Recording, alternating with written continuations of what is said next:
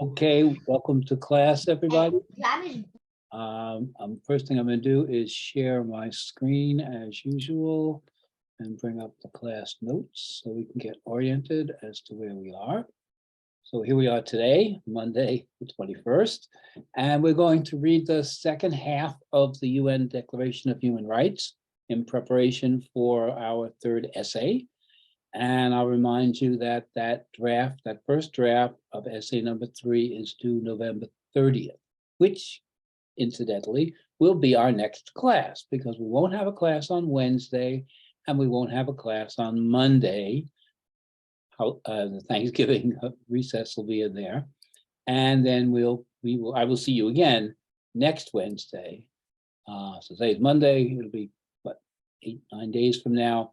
And that's when I'm asking you to try to get your first draft of essay number 3 in by. So I'll give you a bunch of time. Okay, let me just stop for a second, see if anybody has any questions about essay number 3 or about what we're doing, about the assignment, anything like that. Okay, well then let's just go back to where we were. I believe we were up to Article 13. Yes, I think it was Article 13. Anyway, that's where we'll start, even if we have to do it twice. Okay, so here's Article 13 of the Human Rights Declaration. This is a very interesting one. Listen to this. Everyone has the right to freedom of movement and residence within the borders of each state. And when they say state here, they mean nation state or country. In other words, people should be able to move around in their own country. There was a time, 100 years before this, when this was 1948. In 1848, there were still people living in Europe who were called serfs, who were tied to the land. They were subject to their king or queen or monarch, and they couldn't move from one town to another. They were born and raised and lived where they were born, and they belonged to the land. And in that way, they belonged to the monarch. So this was we talked about slavery being abolished, but this was an attempt here to make sure that serfdom would also be abolished. The idea that people should be able to freely move around the country. And then look at part 2. Everyone has the right to leave any country, including his own, and return to his country. So here is basically a right to travel from one country to another. For example, in the Soviet Union, of course, the Soviet Union was operating in 1948.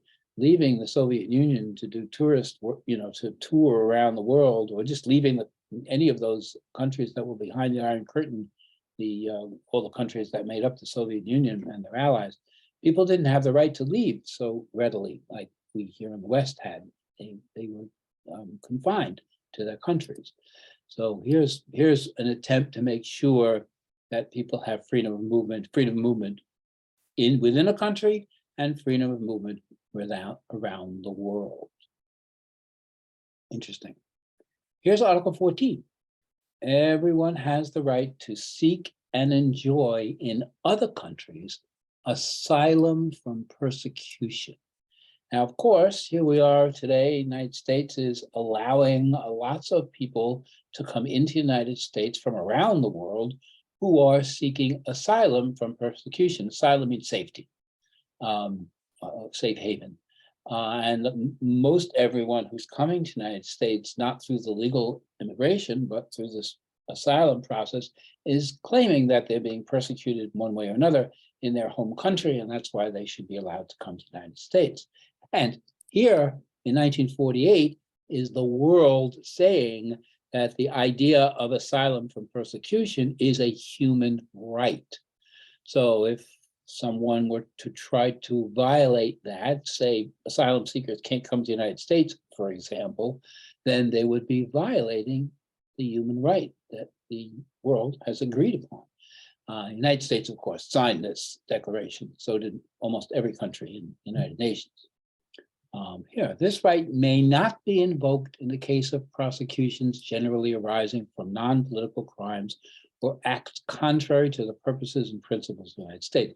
So if you violate the law, it says non-political crimes, meaning because political crimes are famous for persecution. You know, the Democrats don't like the Republicans, so they accuse them of something. The Republicans don't like the Democrats, so they accuse them of something. Those are political motivated crimes. They mean non-political crimes, real theft and murder and those kinds of things.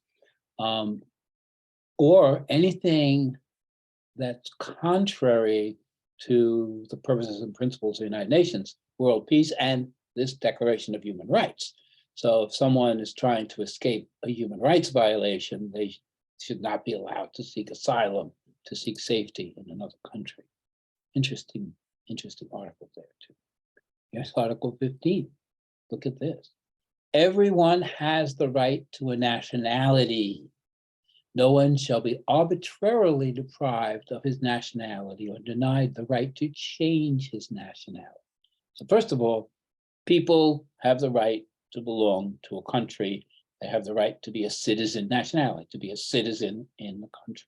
Everyone has that right. And no one shall be arbitrarily. So arbitrarily means simply by whim, without reason.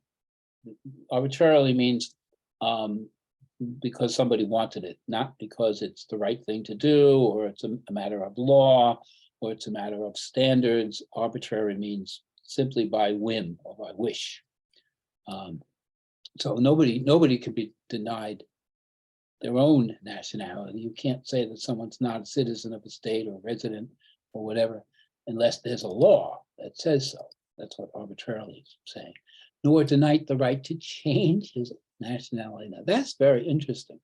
This here in 1948, are the countries of the world saying that people have the right to move from one country to another, and they cannot be arbitrarily deprived of that. So once again, the legal immigration that the United States has, a certain number of people from certain countries at certain times every year, that's not an arbitrary process. That would be a legal process.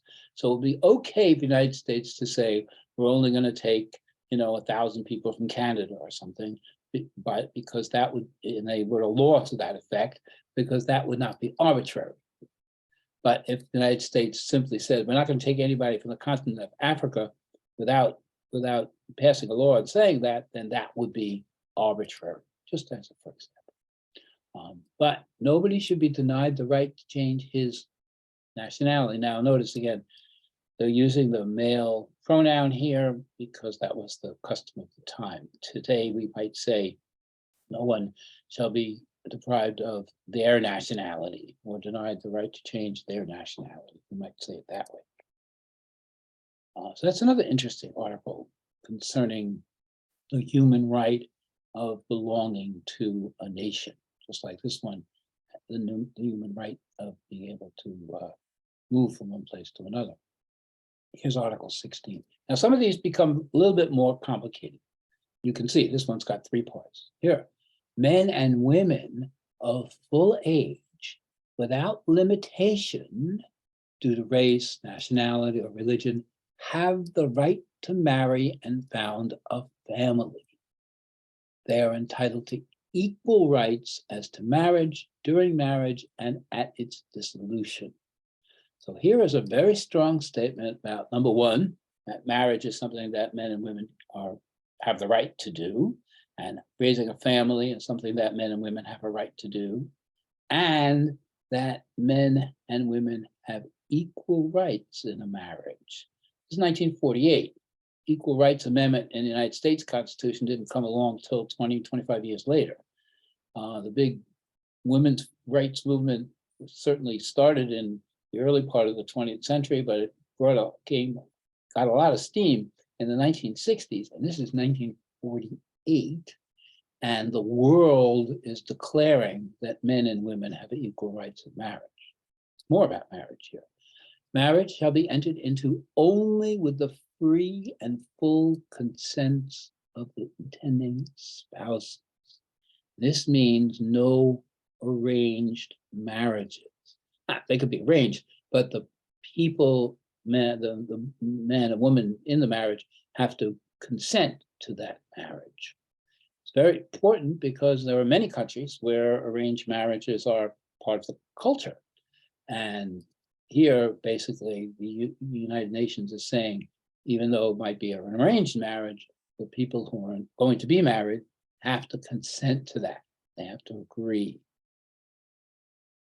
And then look at this one. The family is the natural and fundamental group unit of society and is entitled to protection by society and the state. The family. Parents, children, you might even want to call an extended family, grandparents, parents, children, grandchildren. The family is the fundamental unit of society. This is the world's human rights declaration. The world is saying, and all these nations signed this, that the family is entitled to protection by the state and society. So there's all kinds of controversies these days about children and what children's rights might be, what children should be allowed to do, what the parents' rights are, what the parents' rights are in terms of the children. But here is a very strong statement about the fact that the family is a fundamental group of society. Societies are made up of families, and our families are entitled to special protection. So it's a very interesting way, cultural way to look at the way the world is structured here. Some of you might have some thoughts about that. Here's Article 17. Let me just push this down a little bit. Okay. Everyone, here's that right to property. Everyone has the right to own property alone, as well as in association with others. So you can, private property, you can have group property, you can form an organization and have property. Property, of course, means any physical things, and then no one shall be arbitrarily deprived of his property. It's a little bit like Amendment 5, I think, if I remember correctly, about life, liberty, and property. But again, here's a very strong statement about property rights, and everybody has the right to own property alone. So you might have heard of the system of communism, and the true communism means no private property. Now, I know there's all kinds of mixed systems and socialist systems and other systems, economic systems practiced around the world, all kinds of variations. And usually private property is something, even under the most severe communist realms, people do own property, and there is private property, even though the original idea of communism was that you wouldn't have any private property. But here is a very strong statement saying that people have the right to own property. You can't just take things away. Can't take people's property away without the law, right? Arbitrarily, right? It has to be by law. Can't take your property unless there's a legal justification for doing that. Here's Article 18. Everyone has the right to freedom of thought, conscience, and religion. Now, remember, in the Bill of Rights, this was in the First Amendment, right? That one of the freedoms that were in the First Amendment was freedom of religion, basically. And there's lots of thoughts about why the Founding Fathers put that in the First Amendment and why they put all of those freedoms in the First Amendment. But here you have the UN. The UN's not thinking that any one of these particular articles is more important than the next. They think they're all important, and they're very detailed. As you can see, they get a little bit more complicated towards the end here. And they're trying to be very clear about what human rights are all about. And here's one. Everyone has the right to freedom of thought. People have the right to think the way they want to think. They can't, their way of thinking cannot be controlled. So if the government wants to control the way you think, or really anybody wants to control the way you think, they would be violating your human rights. Everybody has freedom of conscience, meaning what you believe is right and wrong. Freedom of religion, how you want to worship. This right includes the freedom to change, and that's very important. You're born into a culture, you're born into a family, you're born into a religion, whatever it may be, but you may not want to stay with that religion or that way of thinking or that belief. You may want to change that, and everyone has that right. You can't be denied the right under these articles. You can't be denied the right to change the way you think, and to change your kinds of freedom that how you participate. Freedom meaning how you choose to live your life. Well, once again, these are human rights, either alone or in community with others, and in public or private. So in any way possible to manifest his religion, to practice. Manifest means to put it into practice, to make it real, right? To make it real. To manifest his religion or belief in teaching, practice, worship, or observe it. So you cannot, it's a human right to practice religion any way anyone wants to practice religion, and they can fulfill that. They can practice it in public, they can practice it in private, and if anyone tries to restrict that, tries to stop someone from practicing their religion, then they are violating that person's human rights. Article 19. Everyone has the right to freedom of opinion and expression. Right? This is, again, freedom of speech. This right includes the freedom to hold opinions without interference and to seek, receive, and impart information and ideas through any media, regardless of frontiers. In other words, free access to public media. And these days, of course, there's a lot of social media, and I would expect that social media would fall under the heading of any media. Therefore, if anybody wants, like some places in China, communist China, they won't allow people to access certain media or to participate in certain media. That's what they're talking about here. That would be a violation of human rights. Here's Article 20. Once again, similar to the Bill of Rights, everyone has the freedom of peaceful assembly and association. Assembly meaning be able to get together with others. Association means to form a group or an organization. And here, no one may be compelled to belong to an association. This is very tricky. Here in the United States, we have labor unions. And in some places where you work, it's a union shop, which means in order to work there, you have to belong to the union. And here in Article 20, the world is saying, if you're going to compel someone to belong to an association, you're violating that person's human right. And in another article that's coming up, it says that there's a right to work. So put those two together, and this idea that you must belong to a union if you work in a certain place seems like it might be a violation of human rights.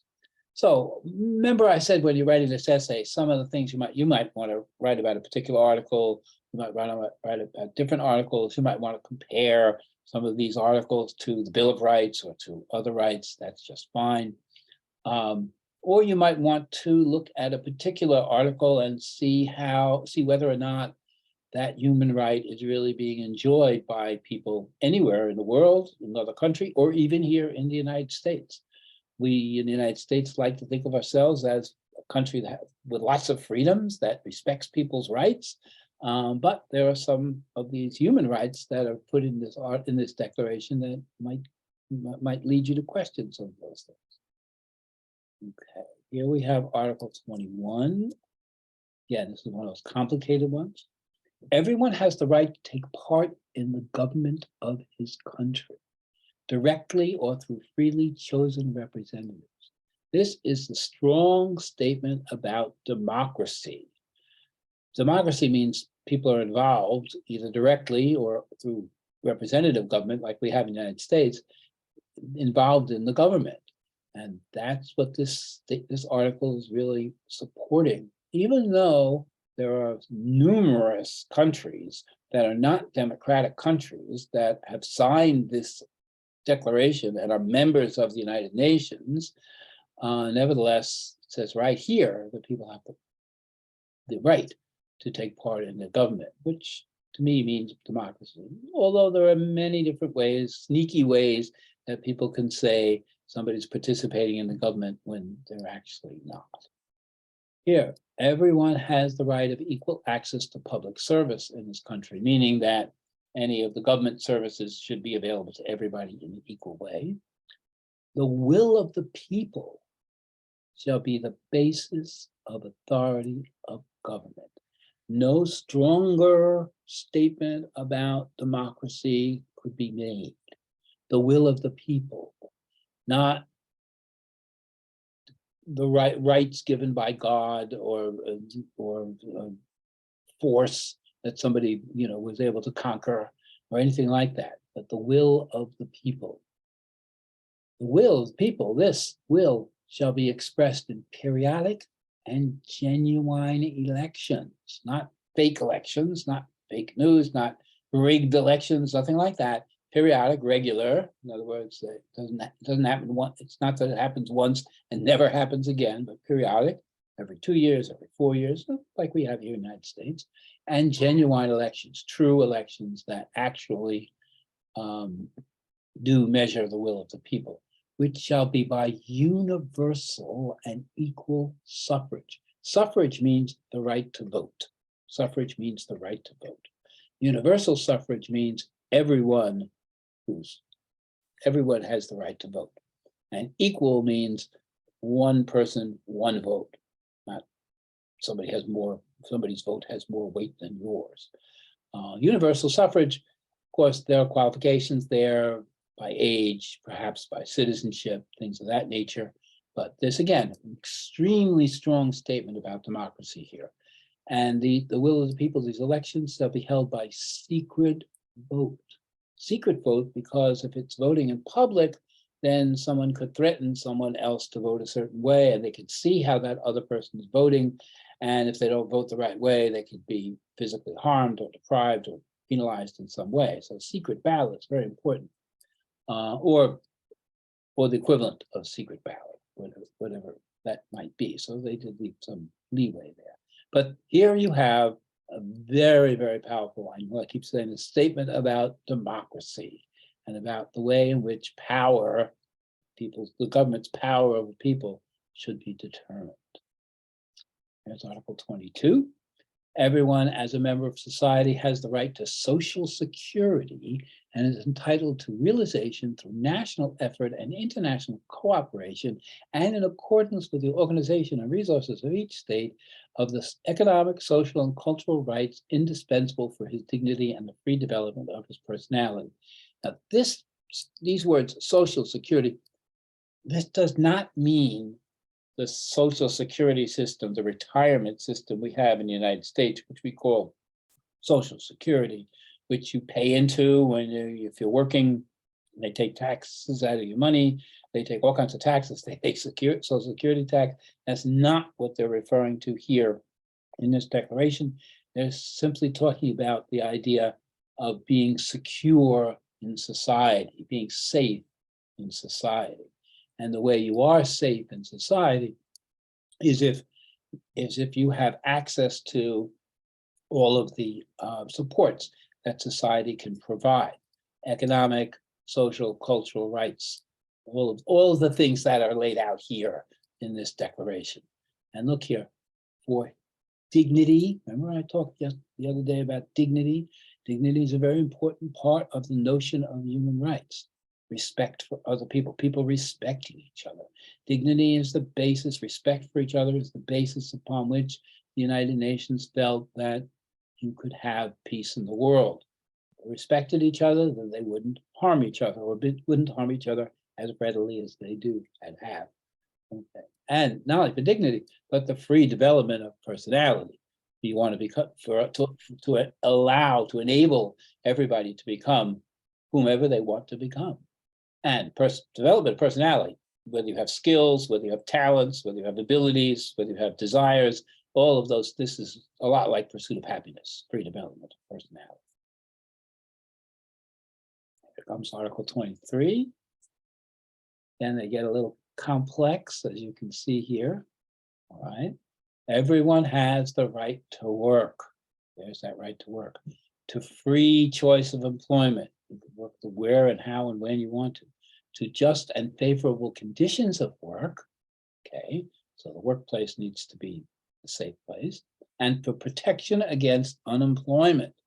So that's, again, here in the United States, we have unemployment insurance, and people are protected in that way. If they become unemployed, again, or in this case, the employers pay into an unemployment system. They're part of that system. That's where the money comes from for that. But this idea about protection against unemployment is very wide-ranging idea. You might explore that a little bit, interested in it.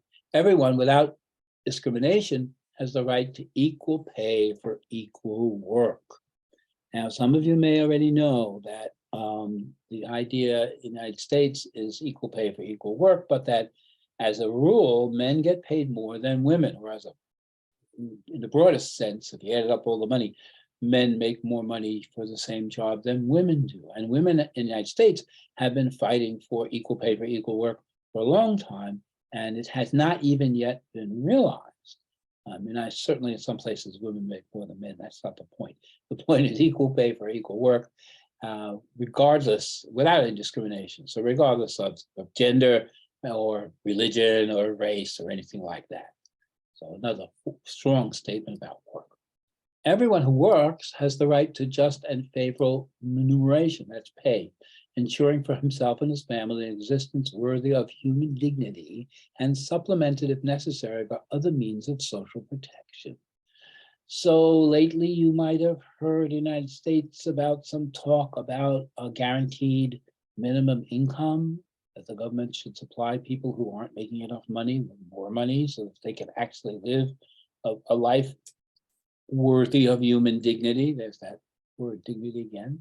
Supplemented means added to. So here, supplemented if necessary by other means, meaning the government should add it. So if this means that wages that you have, remuneration, monetary wages, should be sufficient to raise your family with dignity, a guaranteed minimum wage would be speaking to this human right.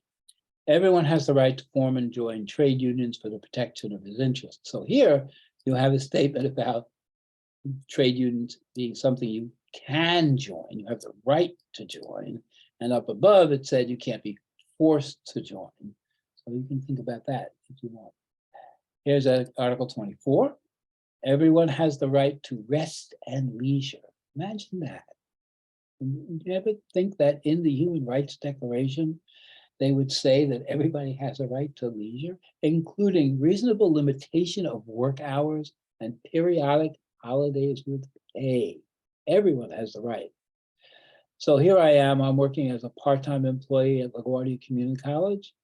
I don't get holidays with pay. I only get paid when I work. If I don't work, I don't get paid. Is that a violation of my human right? I'll leave that to you. But here, reasonable limitation of working hours. In other words, you shouldn't be expected to work 24 hours a day, for example, or even some other amount. Here, a right to rest and leisure. This is a very forward-looking, 1948, a very forward-looking notion of human rights and what's necessary for people to be human beings. Here comes Article 25. Again, a little complicated. I'll just break it up here. Everyone has the right to a standard of living adequate for the health and well-being of himself and his family, including food, clothing, housing, medical care, and necessary social services, and the right to security in the event of unemployment. There it is again: sickness, disability, widowhood, old age, or lack of livelihood in circumstances beyond his control. So here, the world is basically saying that people have the right to be taken care of if they can't work. Right? Work is important. Work is something you need to do. You need to protect work, as just showed there. I think I should pull this back a little bit. But at the same time, they're saying that the government various governments can't do it. Various governments need to supply for widows, for older people, for disability, for sickness. The government should step in when there's circumstances beyond someone's control. So again, this is a view of the government as caretaker, sure. And look at this one. Motherhood and childhood are entitled to special care and assistance. All children, whether born in or out of wedlock, shall enjoy the same protection. So even though marriage and a family is an important thing, all children are important in their own way. And motherhood and childhood are entitled to special care and assistance. So even though everybody should be treated equally, motherhood and childhood are circumstances where certain human beings should be treated not so equally, more than equally.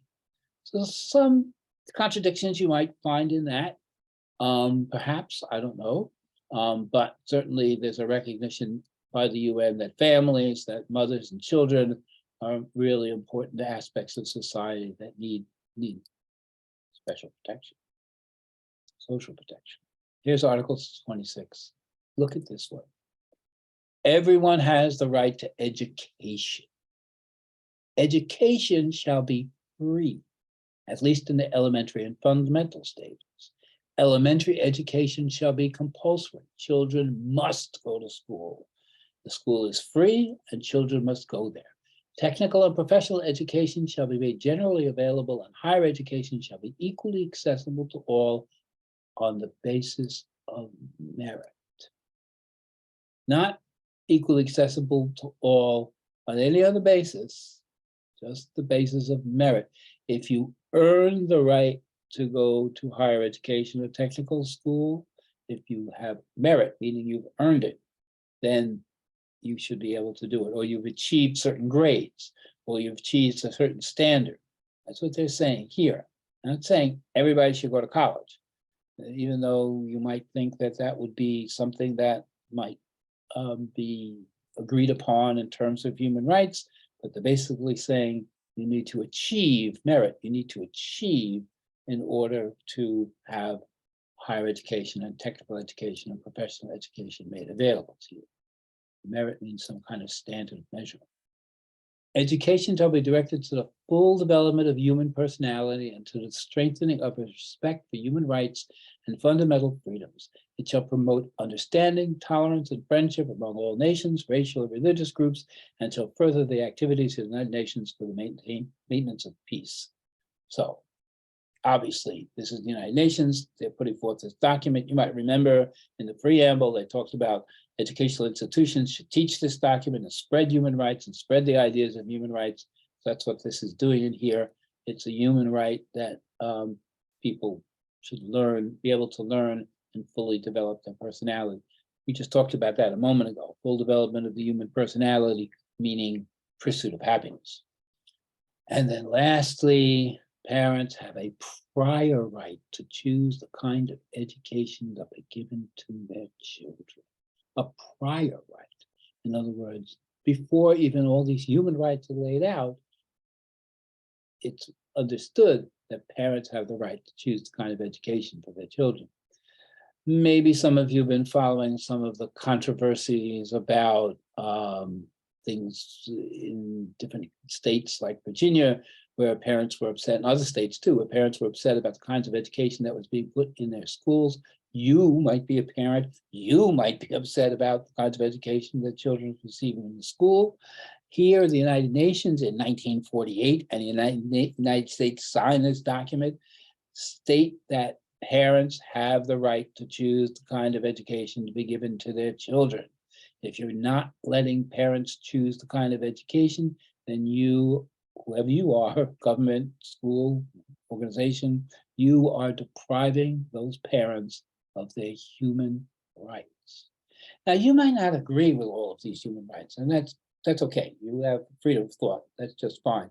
And that might make for an interesting essay for you to write about the things that you agree about or disagree about in terms of what the United Nations, the world, has agreed upon at this point as to what human rights consist of.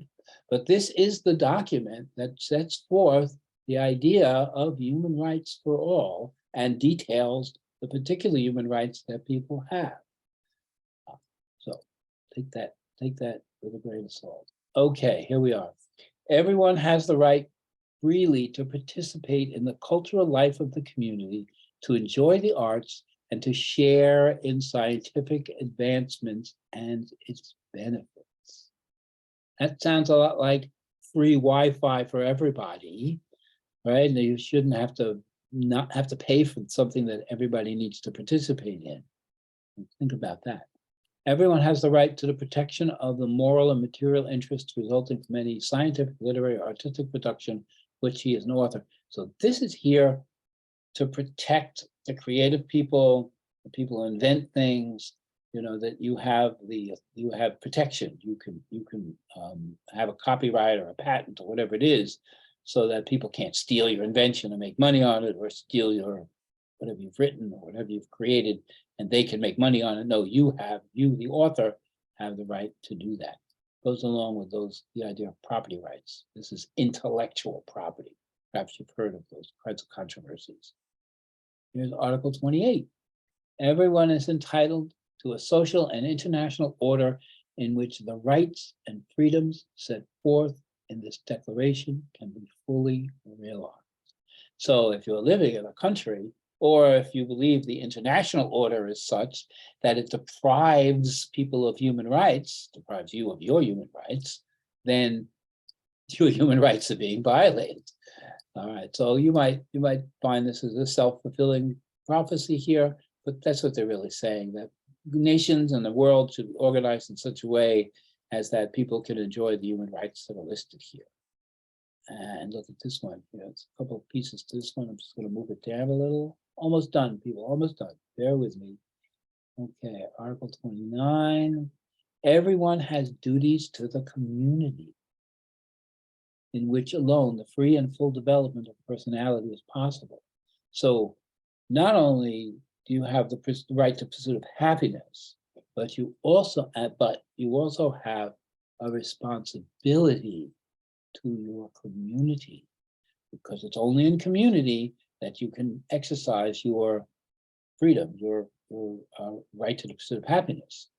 And so here you have, as a human right declaration, the statement that people, yes, you're free, but you also are responsible for things. Those ideas, freedom and responsibility, really go hand in hand in a lot of different ways.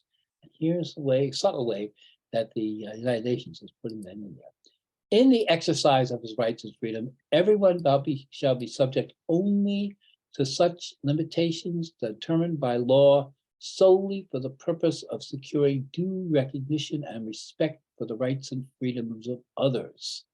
So you have the right to free speech, but you can't yell fire if there's no fire in a crowded space, because other people may panic and get trampled, and then they may die, and you'll be violating the human rights. So limitations by law are okay, as long as those limitations are there in order to make sure that everybody really can enjoy their rights. And of course, meeting the just requirements, the proper requirements of morality, public order, and the general welfare. So again, clearly people's rights are not absolute. There are limitations to one's rights, but then that's the concept of liberty, right? This is what you have here. So this is a statement which is basically a statement of freedom as liberty. Liberty is freedom within the law, as we looked at this term. And that's what they're really saying here. You have the law is there to protect everyone, and if you live within the law, then everyone can be free. If someone breaks the law, let me say that differently. If someone does not enforce the law, then if the government does not enforce the existing law, then the government is depriving everyone of their liberty, because they only have liberty if the laws are enforced, freedom within the law. And that would be a violation of human rights, among other things. So think about that. There are times and places where the government is not enforcing the law as they should, and that really does is deprive everybody of freedom, and it's a human rights violation. Here, these rights and freedoms may in no case be exercised contrary to the purposes and principles of the United Nations, which of course is world peace and understanding. And then lastly, Article 30, nothing in this declaration may be interpreted as applying for any state, group, or person any right to engage in any activity or to perform any act aimed at the destruction of any of the rights and freedoms set forth herein. In other words, you can't use these human rights that are listed here to destroy or to counteract human rights. You can't use these human rights against each other. That would be the deprivation of human rights. Okay, I'm going to stop there. I know there's a lot packed in there, but I really thought it was important for everybody to see the full range of the human rights that exist and for you to consider which human rights you might want to write about. In your essay, you can write about the whole idea about human rights. You can pick out 3, for example, of articles or 3 parts of different articles, write about those. You could even focus on one particular article, as long as you have enough to write a 500 or 600 word essay about that, that would be okay too. If you want to compare human rights to civil rights in the Bill of Rights or to inalienable rights in the Declaration of Independence, you want to look at the pursuit of, as I was doing, put the pursuit of happiness and how that appears, or liberty, how that appears throughout those documents, any 2 of those documents, or 3, that's fine too. So you have a lot of leeway in terms of how to focus this particular essay. Okay, any questions about what to do? Any issues anybody has? Any thoughts anybody wants to share? I have a question. So a valid source could be the Declaration of Independence. That could be a valid source, correct? Absolutely. The Declaration of Independence is a valid source. The Bill of Rights is a valid source. This should be one of your sources. The Declaration of Human Rights, that certainly should be one of your sources. Those definitely you can use. And then, of course, anything that you find through your research. It's really a good idea to practice doing research in the library, even if you don't find something you want to use for this essay, but to go to the library, look for the sources, see how it, and go through the process of finding a source through the library. You'll definitely need to do that in other classes, so it's really a good idea to practice doing that. I know you all can find sources on Google because you do that all the time. So it's a good idea to be able to negotiate the library system as well. And they'll give you the citation there, so you get something out of it. Thank you. Thank you. You always ask good questions. It allows me to explain more stuff, so thank you for those. Anybody else? Questions, concerns, issues, problems? You all know what to do. Okay, have a great Thanksgiving. I'll see you in a week or so, right? No class till following Wednesday. I'll post the notes again, and I'll do what I can to post something in YouTube that's a recording of the class. Okay, everybody. Have a good night. Thank you. Have a Good night, great Professor. night. Have a good night, Professor. Night. Good night, Professor. Good night, Professor. I have a Good quick night, question. Professor. Thank you. Yes, I'm waiting. Will the this lecture be posted on Blackboard today? So I haven't had much success lately posting the video on Blackboard. I will try. If I can't get the video on Blackboard, I have had success putting the videos on YouTube. So if I can't post it on Blackboard, I will post it on YouTube and then send you all the link. Okay? Thank you so much. I appreciate it. Have a good night, Professor. Happy Thanksgiving. Good night.